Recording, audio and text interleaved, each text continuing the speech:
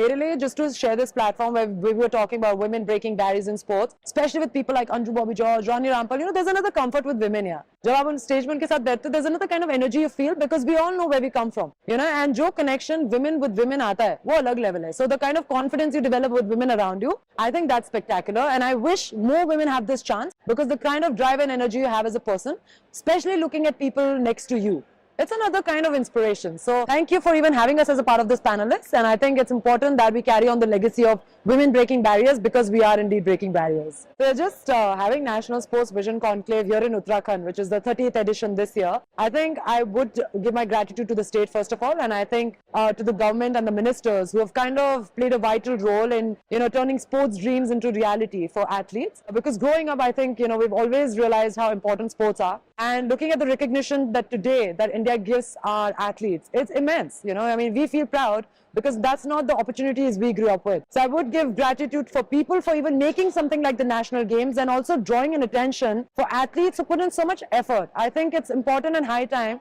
that all the hard work that we put in, because it has happened with me and my sister as well, where we have climbed all these summits and people always taali bajate, but jo behind the scenes hai, how do we ever recognize that? So I think coming to National Games, having conversations around sports and just in general, drawing that attention, which may seem national, but it is of an international level.